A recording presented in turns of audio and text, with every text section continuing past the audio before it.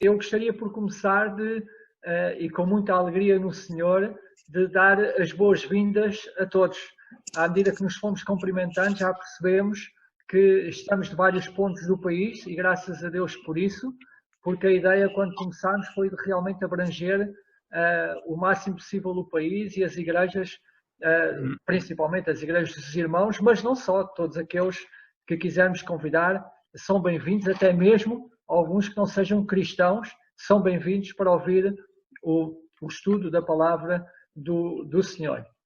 Bom, como é que começou esta ideia? Aqui há 2, 3 semanas atrás estávamos reunidos numa reunião tipo como estamos agora, em Zoom, alguns líderes de algumas igrejas, e alguém lançou o desafio ou a ideia, por que não fazemos, por que não assim, a Comunhão das Igrejas dos Irmãos, em Portugal, organizar um estudo bíblico. Bom, ficou assim no ar as coisas, mas passado 2, 3 dias, o nosso irmão Paulo Oliveira, da igreja em Guimarães, entrou em contato comigo e disse: olha João, eu estou disponível uma vez por semana para poder dar esse estudo. Bom, ok, vamos ter então um estudo, Paulo, que tema é que podemos abordar? Enfim, fomos conversando, fomos andando, conversando e um livro, que livro? Gênesis, João, bom, ficámos em Gênesis, até porque é a primeira vez que a CIP está a organizar, assim a nível do país inteiro, em online, um estudo deste tipo, e então o Gênesis também foi os princípios, foi o começo, e então ficámos aí que em Gênesis começa a nossa história e achámos por bem estudarmos este livro de Gênesis. Bom, tínhamos o professor, tínhamos o tema, o livro de Gênesis, mas começámos a pensar, bem, mas agora falta aqui alguém que possa dar um suporte técnico a isto tudo. Quem é que vai conseguir suportar tecnicamente isto tudo? Bom, apareceu o Jorge Oliveira, da Igreja da Alumiara, aí no Norte, que é o responsável pelas comunicações da CIP. Logo de seguida, o Pedro Costa, da Igreja de Águas Santas, também a Ruth Araújo, da Igreja em Guimarães. Bom, e formou-se a equipa técnica para dar suporte a tudo isto. E aqui estamos nós. E mais uma vez, bem-vindos a todos. Quem vai ser o nosso professor, como já perceberam no cartaz que fomos divulgando e neste começo, vai ser o nosso irmão Paulo Oliveira. O Paulo Oliveira, enfim, é conhecido, penso eu, de todos, ou pelo menos da esmagadora maioria. O Paulo Oliveira é ancião da Igreja Evangélica dos Irmãos em Guimarães. Ele leciona neste momento nas escolas a disciplina de Educação Moral da religião evangélica. Neste momento é também o coordenador da CIP, do Departamento Missionário da CIP. É investigador também na Universidade de Lusófona. Já deu aulas várias vezes no Instituto Bíblico Português.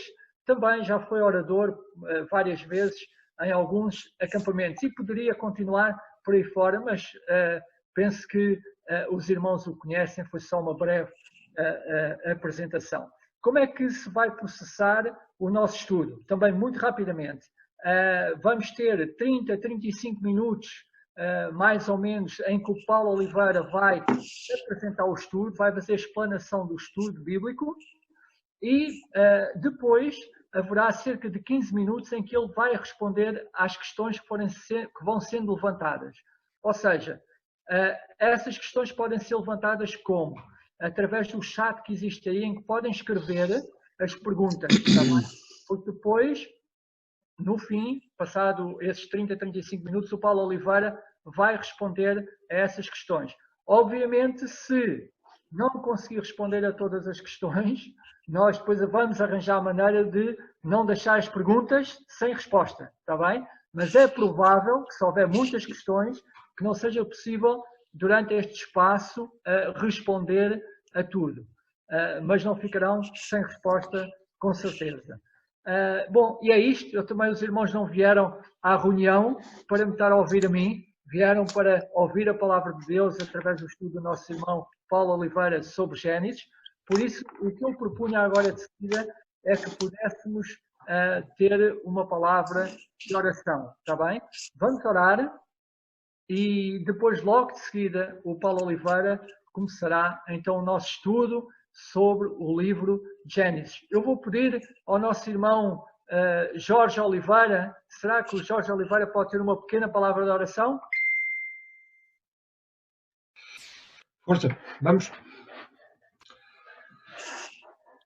Vamos então orar.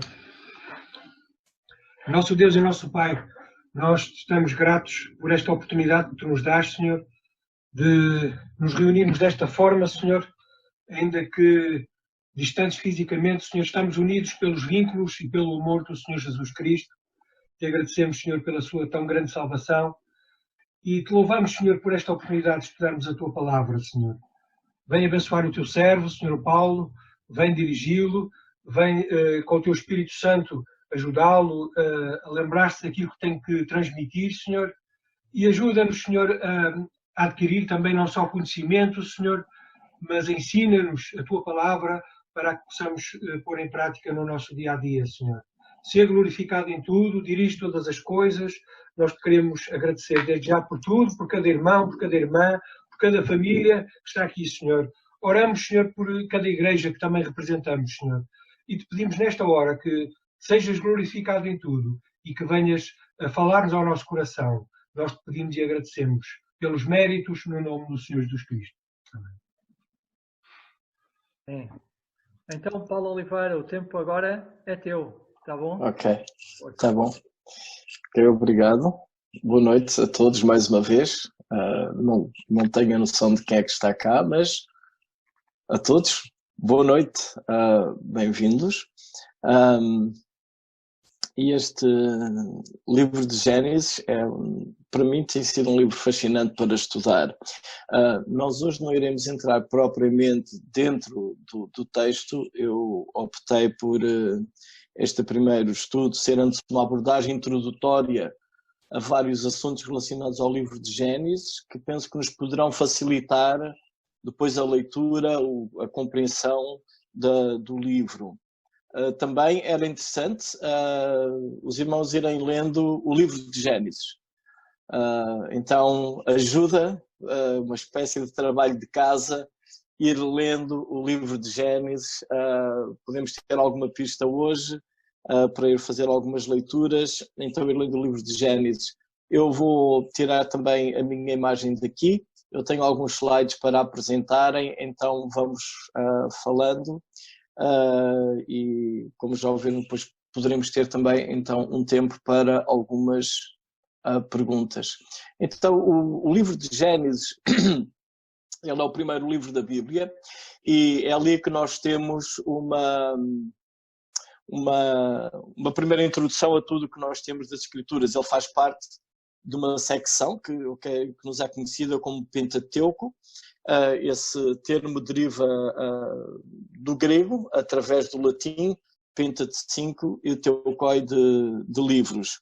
Dentro das comunidades judaicas, este conjunto de livros do Pentateuco ele é conhecido como Torá, que terá um significado de instrução ou ensinamento, e faz parte então desse grupo de livros Gênesis, Êxodo, Levítico, Números e Deuteronômio.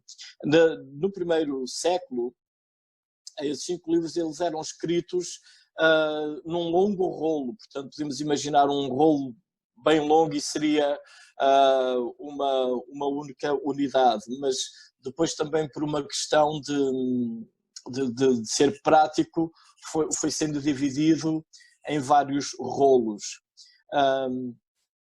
Isto indica também porquê? Porque era interessante nós pensarmos no livro de Gênesis não como um livro único, em si, solto de todo o resto, mas que faz parte, está ligado a todo este grupo de livros Pentateuco, e ainda haverá mais uma opção que iremos ver à frente, mas também como sendo também o início realmente de toda a história da narrativa bíblica. Tudo o que nós temos nas Escrituras iniciariam também aqui por o livro de Gênesis. E onde notar, por exemplo, o fim de Gênesis e o início do Êxodo faz uma boa ligação. Esses livros vão estando assim ligados, e pensar em Gênesis de uma forma solta ou isolada, ou pensar de uma forma digamos que um primeiro capítulo de um livro com 5 capítulos seria uma forma interessante de pensarmos. Então, nas comunidades judaicas, Gênesis, ele não é chamado Gênesis, ele tem o nome da primeira palavra que aparece ali, que é no princípio, Bereshit. Então, normalmente os livros têm o início, o nome é dado pelo início da primeira palavra, e narra de facto as origens. O tema que eu tinha aqui seria inícios em Gênesis, origem, rupturas, bênçãos e promessas, porque de facto todos estes temas eles andam em Gênesis. Nós temos aqui o início de todas as coisas, as origens, temos quebras de relacionamentos, temos promessas de bênção, temos Deus a abençoar também pessoas. A palavra Gênesis que nós temos do nosso livro, ela vem através da tradução que aconteceu durante o segundo século antes de Cristo, que é conhecido como a Septuaginta. Portanto, um grupo de judeus que estariam, pensa-se então em Alexandria, desculpe, ok? Alguém falou, não sei. Então, eles pediram aos governadores ptolomeus para permissão para traduzirem as escrituras deles do hebraico para a língua grega, e nessa tradução é uma palavra bastante repetida no livro de Gênesis em hebraico, então eles traduziram para grego, iremos ver isso mais à frente, e essa palavra é que dá origem ao nosso nome, Gênesis. Então, isto andou para trás, ok? Então, uma das coisas que eu queria que nós pensássemos nesse sentido da unidade de todo o livro de Gênesis, não apenas ligado ao Pentateuco, mas a todas as Escrituras, é termos em atenção que a Bíblia começa com o homem e Deus juntos, e é interessante que, mencionando o Jardim do Éden com a criação, vários elementos que estão lá, nós lemos que estava lá presente a árvore da vida. Depois, no capítulo 3, nós temos então uma ruptura entre Deus e o homem por causa do pecado, que aqui no diagrama está representada aquelas duas linhas diagonais, onde a quebra do relacionamento entre o homem com Deus, o homem com a natureza, o homem consigo próprio, tudo isso é quebrado, entra, digamos que assim, causa aquilo que a Bíblia ao longo das páginas chama de pecado, e depois nós temos então toda uma narrativa, toda uma descrição de ação de Deus para voltar que o homem tenha de novo comunhão com Deus, o seu Criador.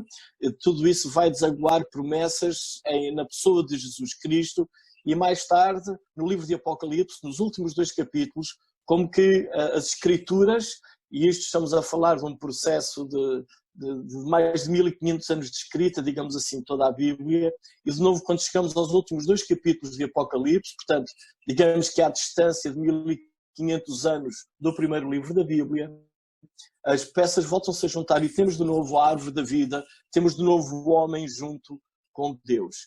Então, para nós entendermos toda esta livra que nós chamamos Bíblia, na minha perspectiva, onde a centralidade de facto está na pessoa de Jesus, na redenção do homem através da morte, sepultamento e ressurreição de Jesus na cruz, o livro de Gênesis ele tem um papel crucial, porque ele introduz-nos, de facto, um conceito de que há um Deus criador, nós humanos somos criados por Deus, houve esta ruptura entre Deus e o homem em Gênesis 3 por causa do pecado, e a partir daí, então, inicia toda esta história, digamos assim, uma história da redenção.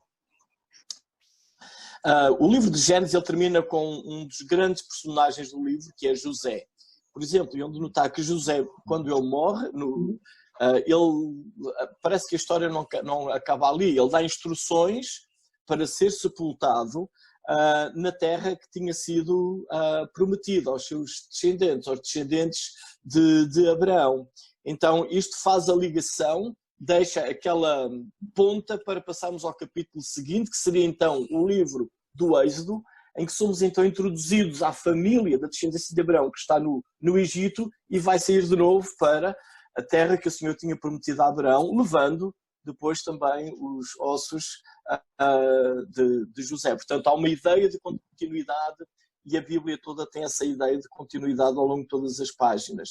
E fica complicado, eu penso, nós compreendermos a história da redenção da nação de Israel, ou, no nosso caso, a história da nossa própria redenção, compreender até a própria mensagem do Evangelho, sem percebermos estes pontos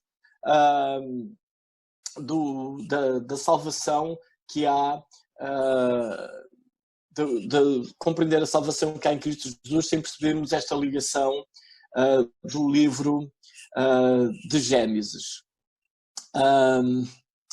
Uma das questões, então, que nós vamos pensar aqui, portanto, ainda nesta primeira parte do livro de Gênesis, os 2 primeiros capítulos, eles narram então a criação do cosmos, da humanidade, de toda a natureza, e Deus é colocado ali no jardim com a árvore da vida. O capítulo 3, então, tem a tal fratura entre Deus e o homem, e depois nós temos o homem junto de novo com Deus, lá no fim do livro de Apocalipse.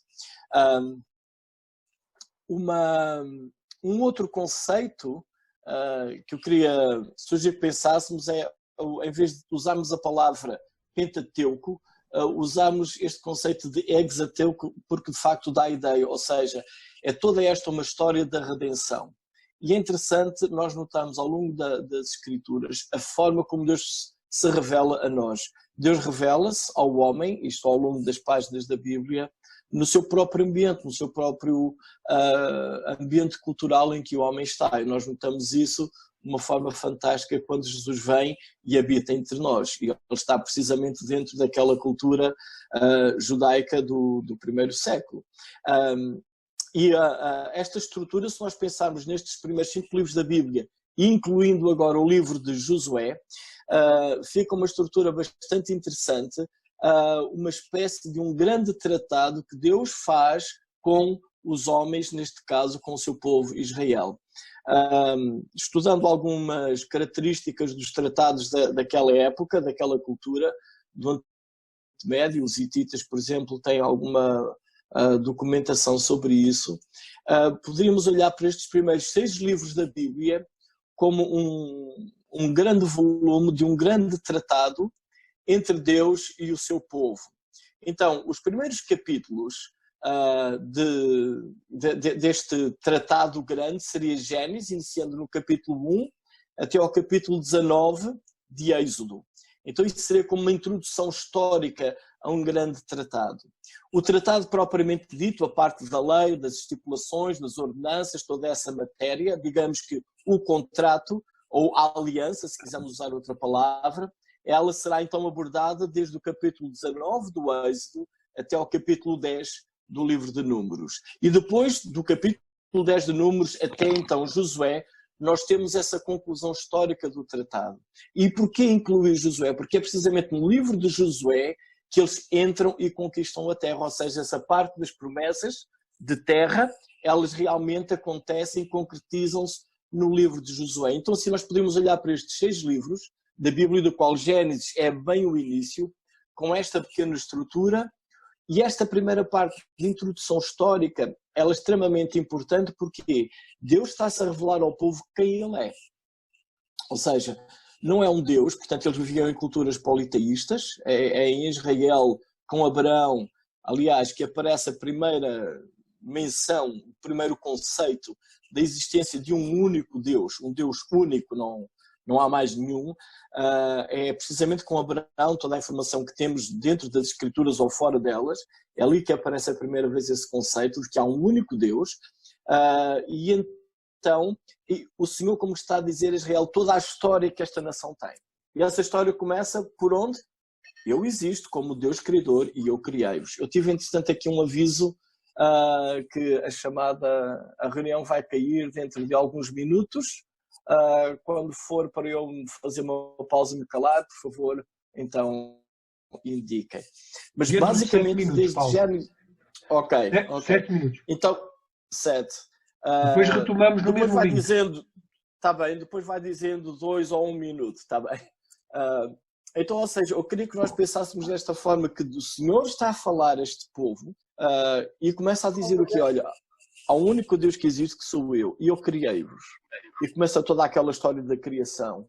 o pecado entrou, ficaram separados de mim. Eu andei atrás do homem, revelei ao vosso patriarca Abraão. E vai andando o Senhor por aí fora a contar toda esta longa história que este povo, apesar de nem sempre ter uma ideia correta de quem é o Senhor, mas o Senhor sempre teve uma ideia correta de quem é este povo e foi atrás dele, da mesma maneira que ele se revela a nós. Então depois teríamos o tratado e a conclusão histórica do tratado, quando realmente eles estão na terra e ocupam a terra da promessa. Para só aqui algum detalhe maior, uma estrutura mais detalhada, então desta primeira parte, portanto eu não vou aqui apresentar o detalhe destas 3 secções, a introdução histórica, o tratado e a conclusão, agora apenas focando na primeira parte, esta introdução histórica, que é que nos interessa mais, que é onde Gênesis está inserido. Então temos aqui umas divisões principais que é onde notar que calham bastante em todo este livro de Gênesis. Então assim nós teríamos numa primeira parte uma história inicial da criação, onde o Senhor Deus revela-se como Deus poderoso, tanto a criar, digamos que Gênesis 1 e 2, como também depois estabelecendo uma nova criação, aliás algumas repetições que são feitas com ligeiras mudanças também na época do dilúvio. Também depois desta parte de Abraão, o Senhor então revela-se, Deus revela-se a Yahvé, a Abraão, e promete-lhe descendentes, mas também deixa já aquela questão de que o povo iria para o Egito, portanto, ou seja, a continuidade para o livro do Êxodo, logo aqui nesta secção de Gênesis, ela fica ali em aberta. Do 21 até ao capítulo 28 de Gênesis, então nós temos a questão relacionada com Isaac. E o que é que nós temos? Problemas entre irmãos. Aliás, esta questão de tensões entre irmãos, ela é-nos logo apresentada no capítulo 4, com os 2 filhos de Adão e Eva, e neste caso com os 2 descendentes de Isaac, o triunfo então do filho mais novo.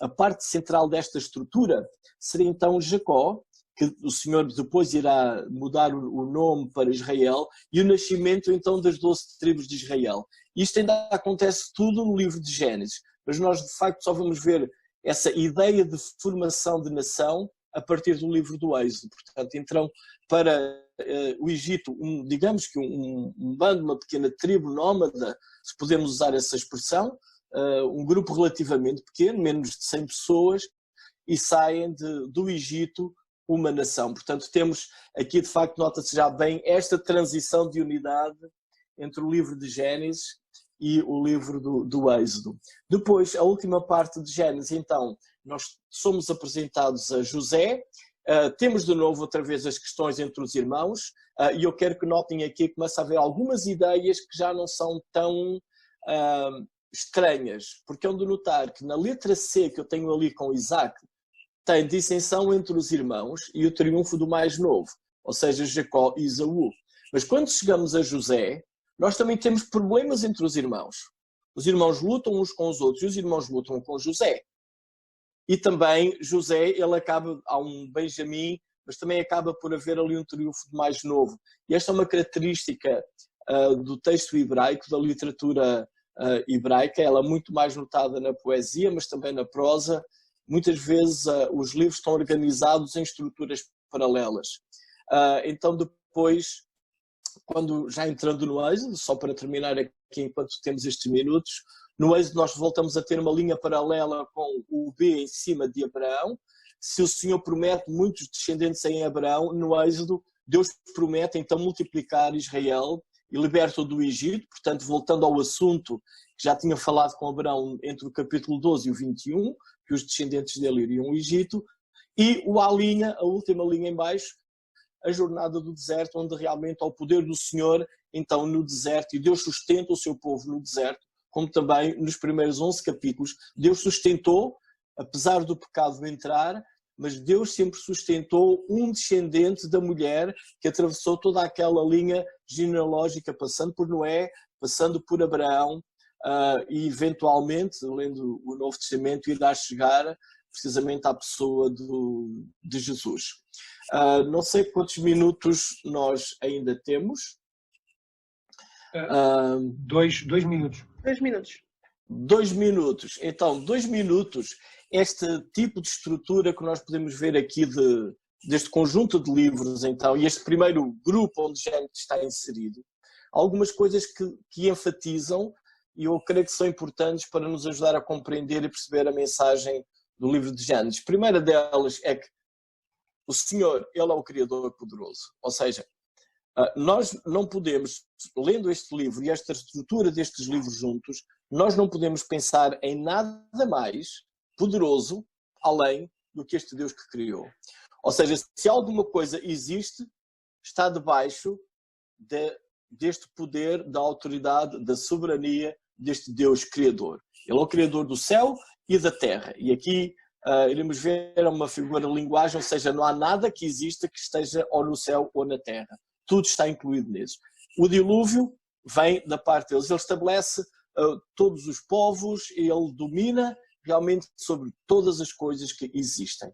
Depois também é interessante notar nestes livros que Deus também trabalha do todo para o específico, ou seja, Deus usa pessoas para abençoar todos. E isto são conceitos bastante importantes que nós vemos com Abraão. Por exemplo, em Abraão ele dá a promessa que nele seriam benditas todas as famílias da terra, e depois posteriormente vemos precisamente que com Jesus, também com um indivíduo, todas as pessoas são abençoadas, mas também Deus trata com o próprio indivíduo. Também pela graça de Deus, pela sua graça, ele escolheu Israel. Isto é o que se nota nestes livros, apesar das suas fraquezas e falhas. É interessante notarmos que nesta coleção de livros, e esta família patriarcal que nos é apresentada em Gênesis, é uma família que ela não é isenta de problemas, pelo contrário. Há uma diversidade de problemas tremendos nestes patriarcas, e nós notamos sempre a busca de Deus, a presença de Deus, a ter a iniciativa, e teria que dar impostos e contributos ao rei, mas também se ele fosse atacado, o grande rei viria em seu socorro. Depois, se as coisas eram cumpridas ou não, isso seria outra história.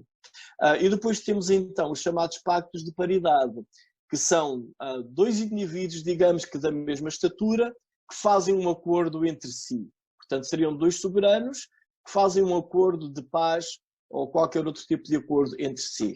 E então, no livro de Gênesis, nós temos esses tipos de relacionamento, mas hão de notar que o último, Deus nunca faz esse tipo de pacto com ninguém. Então, nós temos com Noé, por exemplo, no capítulo 9 de Gênesis, o Senhor, ele decide abençoar. E Deus decide colocar o arco-íris nas nuvens, não só para a família de Noé, mas para os seus descendentes, e esse sinal prolonga-se hoje até nós, e mesmo aqueles que são de outras religiões, ou ateus, continuam a beneficiar desse tipo de, digamos, de aliança, de acordo que Deus fez. Deus fez essa promessa de não voltar a ter aquele tipo de destruição da humanidade. E é independente se o homem é fiel, se o homem é infiel, se o homem acredita em Deus, se o homem não acredita em Deus. É alguma coisa que Deus decide fazer por sua iniciativa e ninguém tem que cumprir nada. Deus decidiu, Deus vai fazer, Ele vai seguir as suas promessas. Esse é um conceito de concessão real. E é esse conceito que nós lemos também no capítulo 15, quando o Senhor também decide e tem aquela conversa com Abraão e decide abençoar, ali no pacto abraâmico. Eu não estou a ler os textos, eu não sei como é que estou no meu tempo, se alguém me puder ajudar com o meu tempo. Alô? Não estou sozinho? Eu penso que tens mais 5 minutos. Ok, então os irmãos têm que ler os textos em casa. Obrigado, Jorge. Só estou aqui a ver o meu ecrã, não vejo ninguém, vi agora a ti. Então, ali em Gênesis 15, o Senhor faz um pacto com Abraão e Abraão não tem que cumprir nada. Portanto, Deus decide unilateralmente que vai abençoar este homem. Este homem não tinha ganho nenhum mérito para receber esta graça de Deus. Deus decidiu revelar-se a ele, revelou-se, diz que vai abençoar, vai-lhe dar descendentes, vai-lhe dar terra. Pronto, Deus vai fazer. Quando nós chegamos já numa outra secção, no capítulo 17, nós temos um acordo diferente que o Senhor faz com Abraão. Aí nós entramos num outro conceito, um pacto suzerano-vassalo. Ou seja, Deus decide dar bênçãos em Abraão, mas em Abraão vai ter e os seus descendentes vão ter que observar algumas regras. O que implica que se as regras forem quebradas, o contrato igualmente fica nulo. Ou seja, o grande rei, o grande suzerano, não fica obrigado a cumprir aquilo que prometeu se o vassalo falhar. O contrato fica desfeito. Por exemplo, essa é uma das razões, porque quando Moisés vem a descer o monte e traz aquelas tábuas de pedra, e às vezes nós temos aquela imagem das duas tábuas, tipo, um lado tem 5 mandamentos, no outro lado tem outros 5, possivelmente seria como nós usamos hoje, um original para cada membro deste contrato. Uma cópia de Deus, uma cópia para a nação. E quando Moisés desce o monte e viu o povo adorar já um bezerro de ouro, ou seja, o contrato que Moisés trazia já estava desfeito. E ele, como não era papel e não rasga, era pedra, parte. Então, é importante nós percebermos este conceito, porque às vezes pomos tudo no mesmo saco, aquelas promessas que o Senhor faz e Ele vai cumpri-las, independentemente se o homem falha ou não falha, seria a concessão real, mas há aquelas promessas que Deus faz que se o homem falhar, então nós até temos uma secção no Pentateuco que tem até maldições, portanto, onde Deus iria retirar a bênção ao seu povo, e além da história de Israel, onde notei que eles foram invadidos, não é? Em 722 e 586, algumas das coisas que estavam já previstas em Deuteronômio vieram a acontecer séculos mais tarde. O pacto de paridade, nós temos aqui um caso entre Abraão e Abimeleque, em que 2 da mesma estatura, digamos assim, 2 monarcas, 2 pessoas importantes, fazem uma aliança entre si. Nas Escrituras, Deus nunca tem este tipo de aliança com ninguém. E a razão é muito simples, Deus não tem ninguém à estatura dele. Deus não tem nenhum favorável, Deus não tem nenhum inimigo ao longo das páginas da Bíblia que esteja à estatura dele, onde Deus possa fazer este tipo de aliança com um igual. Daí, em Deuteronômio 6, aquele texto conhecido entre os judeus que é o Shema, o Senhor teu Deus é o único. Ouve Israel, só há um Deus. Portanto, pactos de igualdade com Deus não existem porque não há ninguém igual a Deus. E esta é também uma mensagem que nós podemos perceber neste livro de Gênesis. Este tipo de tratados, eles procuravam trazer alguns elementos muito interessantes que nós também podemos notar ao longo do livro e do resto das Escrituras, obviamente. Portanto, ou seja, era dada toda esta introdução histórica, neste caso, do que é que Deus já tinha feito com esta nação, com o seu povo. Ele é o Criador, criou os céus, criou a terra, criou o homem. O homem pecou, Deus foi atrás dele, chamou Abraão, sem Abraão ter nenhum mérito, Deus chamou pela graça de revelar-se a eles. Então, qual deveria ser a resposta agora, digamos, que deste vassalo para com o seu Senhor e Rei? Neste caso, o povo de Deus, Israel, para com o seu Deus Criador. Primeiro, gratidão. E aqui podemos perceber que há aqui um conceito de gratidão que tem a ver com a ideia também de adoração, ou seja, aquilo que eu tenho, aquilo que eu sou, tudo aquilo que existe em relação a mim, a única coisa que eu posso fazer é estar grato a este Deus que criou e tudo depende dele. O segundo conceito é a ideia de respeito. Nós podemos ver na página das Escrituras esta ideia do temor. Por exemplo, quando José está com os irmãos lá em Gênesis 42, ele fala pelo eu temo a Deus. Ao notar o Gênesis 42, 18, eu vou ler: ao terceiro dia disse-lhe José, fazei o seguinte e vivereis, pois eu temo a Deus. Ou seja, José percebeu que a história da sua vida dependia do Senhor e isso criou em José este temor para com Deus.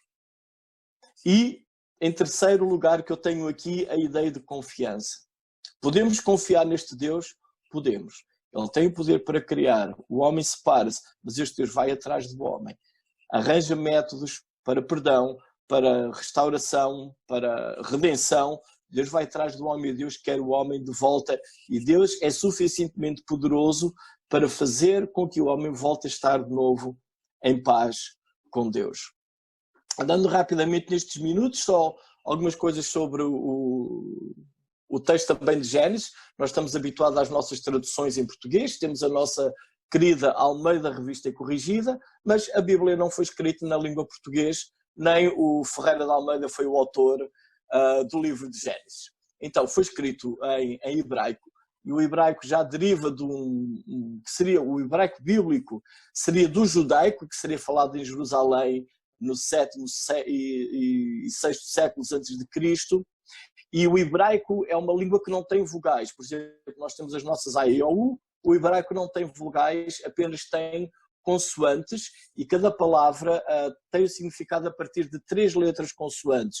Isto gera algumas dificuldades, porque por vezes, sem as vogais, as palavras são exatamente iguais. Portanto, pelo contexto é que se vai compreender qual é a palavra, e isso depois, numa tradução, por vezes causa problemas, sobretudo naquelas palavras que aparecem uma única vez nas escrituras. Isso pode trazer algumas dificuldades também.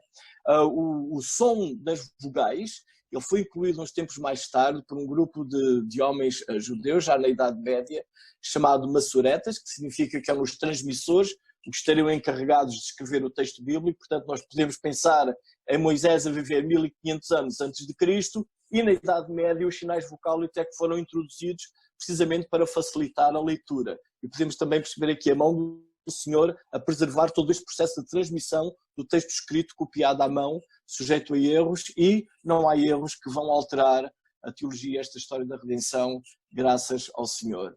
Então eles introduziram pontos que vão por baixo e traços em cima, e às vezes alguns no meio da palavra, para ajudar a leitura, facilitar a leitura com os sons das vogais. E isto é o sistema que hoje dá origem ao texto massorético. E muitas das traduções que nós temos hoje são baseadas neste texto massorético, portanto, a manuscritos que datam desde o período da Idade Média. Contudo, a arqueologia tem encontrado outros documentos, por exemplo, já estamos familiarizados com o termo dos manuscritos do Mar Morto, em que é muito interessante, depois de perceber manuscritos encontrados naquelas cavernas junto ao Mar Morto, e tem um rolo de Gênesis, tenho uma imagem aqui num slide mais ao fim, e compará-lo, o rolo de Gênesis, portanto, da época do Senhor Jesus, digamos assim, grosso modo, compará-lo com o texto hebraico dos massoretas da Idade Média. Portanto, e hoje as traduções que são feitas vão tanto buscar o texto da Idade Média, no qual se baseou João Ferreira de Almeida, através de alguns eruditos da época dele também, comparar agora com estes textos do Mar Morto, portanto, bem mais antigos e, assim, segundo se pensa, também bem mais fiáveis, bem mais perto do original. Se quiserem perceber um pouquinho como é que funciona o alfabeto hebraico, e se tiverem uma Bíblia à mão, podem fazer um exercício muito interessante. Quem tiver ao meio da revista corrigida, nem todas as edições têm isso, mas o Salmo 119, vão notar que tem umas letrazinhas em itálico em cada 8 versículos. Começa com Aleph, Beth, Gimel, Dalet e vai por aí fora. Essas letras realmente é o alfabeto hebraico. Se quiser ler o alfabeto hebraico, veja todo aquele salmo. Portanto, ele é escrito, cada linha onde tem Aleph, cada verso começa com aquela primeira letra. Depois no Bet, todo o verso, mais 8 versículos com a segunda letra. E é um salmo que vai percorrendo todo o alfabeto, falando sempre da escritura, em leis, preceitos, estatutos, etc. Portanto, dando todo o valor da palavra de Deus, passando assim por todo o alfabeto hebraico. E quando chegamos à poesia, então nós temos esta ideia de paralelismo. Nós, na nossa tipo de poesia, nós gostamos da rima, não é? Se nós temos água, vamos terminar a outra frase com mágoa, por exemplo.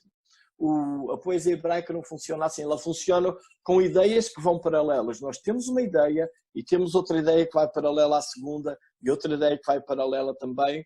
Estas ideias paralelas, elas podem ser sinónimas, ou seja, a primeira frase, eu penso que estão a ver a minha mão, a primeira frase vai ter um conteúdo que é sinónimo ao da segunda, portanto, é escusado andar à procura de novos significados, porque é apenas a mesma forma de dizer a mesma coisa. Pode ser um paralelismo que é chamado antitético, ou seja, a primeira frase vai contradizer a segunda, isso nota-se em provérbios: o filho sábio alegra a mãe, mas o tolo entristece o pai. Pronto, por exemplo, eu inventei um provérbio agora, à moda de provérbios, não estou a citar nenhum versículo. Também há um tipo de paralelismo onde a ação vai intensificando. Portanto, começa com uma frase, depois há uma paralela que torna aquela ideia mais intensa e uma terceira ainda mais intensa. E esta ideia de ideias paralelas, ela funciona também na prosa. Não em linhas, porque estamos a falar em poesia, linhas de poemas, mas também no próprio texto narrativo, o conceito de ideias paralelas, que depois vão ter estruturas onde o significado do texto fica ali notado mesmo nessas estruturas. Esse conceito também é muito comum deste tipo de ambiente do texto hebraico e ajuda-nos depois também a podermos compreender a mensagem do texto. Para terminar, apenas mais 2 slides, para queimar os meus tais 5 minutos, que já não sei em quantos vão. Uma forma que vocês podem, primeiro uma proposta que eu queria sugerir aqui, é nós olharmos para o livro de Gênesis e para a Bíblia durante este estudo, pensarmos de uma forma diferente que estamos habituados. Normalmente nós estamos habituados a olhar para a Bíblia dividida em 2 partes, Antigo Testamento e Novo Testamento. Antes de Cristo, depois de Cristo. Olhando aqui neste estudo do livro de Gênesis, eu gostava que vocês dividissem a Bíblia em 2 partes, mas Gênesis 1 a 11, uma primeira parte, e Gênesis do 12 até ao fim, uma segunda parte. Ou seja, nós temos uma mudança extremamente grande no capítulo 12 de Gênesis, que a partir daí temos a promessa de um descendente, mais específico com Abraão, que vai desaguar ao Senhor Jesus. Portanto, e esta é uma grande divisão que existe ali nas Escrituras. Mas no livro de Gênesis, então, ele apresenta uma estrutura através da repetição de uma palavra que é tal que dá origem ao nosso nome do livro de Gênesis. Na palavra, no hebraico, ela chama-se Toldoth, e significa origens, gênese, gerações, tem todos esses significados, e a tal tradução que a comunidade judaica em Alexandria fez para o grego, isto 2 séculos antes do Senhor Jesus, então eles traduziram a tal palavra Toldoth do hebraico para a palavra Gênesis no grego. Daí que veio o nome do nosso livro, não pelo texto hebraico, mas pelo texto grego. Então nós temos os primeiros versículos, o capítulo 1 e até ao 2, 3, que é um prólogo. Essa palavra não está ali presente, mas de facto são as origens que nós temos. Depois vamos notar o Gênesis 2:4, o versículo começa então, eu tenho aqui os textos à mão, só vou ler rapidamente. Esta é a Gênese dos céus e da terra, pode ser a origem, Gênesis, ou seja, aqui vai começar então a descrição das origens do céu e da terra, e onde notar que outra vez vai haver a ideia paralela, porque as ideias do céu e da terra já tinham sido ditas no capítulo 1. Mas temos agora aqui como também uma visão microscópica mais detalhada de alguns pormenores. Depois, no capítulo 5:1, o texto muda de novo e temos: este é o livro das gerações de Adão. Então nós temos um prólogo, com a introdução do Senhor a criar os céus e a terra, os 7 dias da criação. Em Gênesis 2 nós temos as origens dos céus e da terra. Em Gênesis 5 nós temos as origens da família de Adão, ou a linhagem da história de Adão, podemos dizer assim. Em 6:9, eis a história de Noé, as suas gerações, aparece ali também as suas origens, em Gênesis 6:9. Depois no capítulo 10, versículo 1, temos de novo esta repetição, são estas as gerações dos filhos de Noé. Temos de novo no 11, são estas as gerações de Sem, portanto de Noé, aqui há uma mudança, ele deixa os outros filhos e vai se focar em Sem. Porquê? Porque está a estabelecer aquela linha que vai ligar, e iremos ver isso num outro dia, a uma promessa então de Gênesis 3:15, que o Senhor dá também ao casal Adão e Eva. Depois temos em Gênesis 11, essa é bastante interessante, que são as gerações de Tera. A Bíblia não tem as gerações de Abraão, por interessante que pareça, mas são as gerações do pai de Abraão, Tera. Em Gênesis 25:12 são estas as gerações de Ismael. Apesar de Ismael não estar nesta linhagem de descendência, ele é descendente também de Abraão, portanto, de alguma forma, bênçãos de Deus são ali dadas também. Em Gênesis 25:19, e notem que são pequenos versículos para Ismael, do 12 ao 18 apenas, pouca matéria. E isso também nos ajuda a perceber o foco do próprio livro. A história da linhagem de Isaac, então no versículo 19 do capítulo 25, são estas as gerações de Isaac, ou esta é a linhagem de Isaac, se quisermos pôr assim num português mais comum para nós. A história da linhagem de Esaú, no 36:1. Esaú também não tem muita matéria, mas também figura ali. E depois então do 37 até ao 50 nós temos esta história, ou estas são as gerações de Jacó.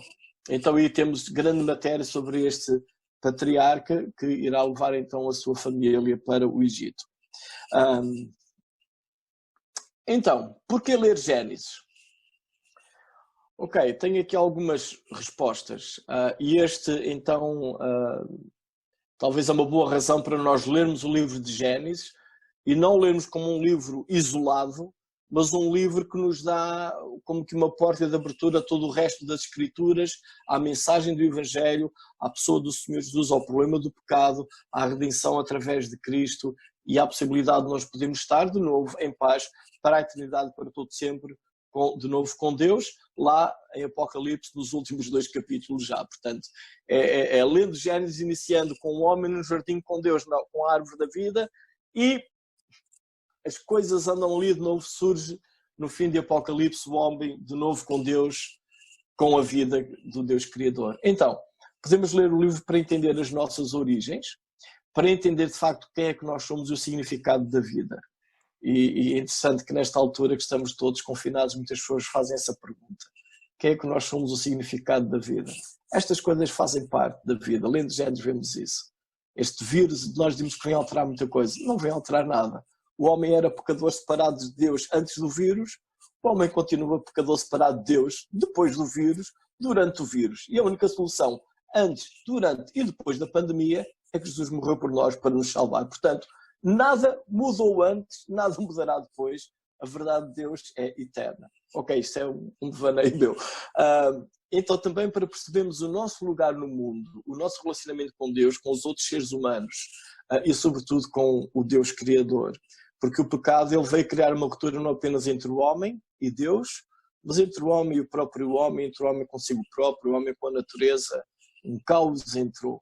E lendo o livro de Gênesis nós podemos perceber isso e também como é que nós podemos relacionar com este planeta em que vivemos, com outras criaturas, com outros seres humanos e sobretudo com aquele Deus que nos criou.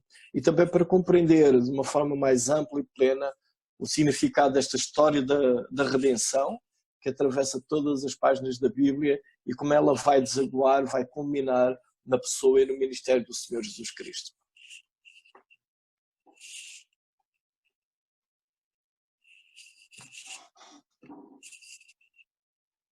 Terminaste, Paulo? Uhum. Esta primeira aula foi mais de um panorama sobre o livro, muito resumido, enquadrar o livro com a própria história do homem, com a Bíblia em si como um todo, e foi isto a primeira aula. Depois, para a semana, entraremos mais em profundidade no resto, no texto bíblico, etc. Bom, a ideia era agora de seguida termos um espaço para o Paulo Oliveira responder às questões que estivessem escritas aí no chat.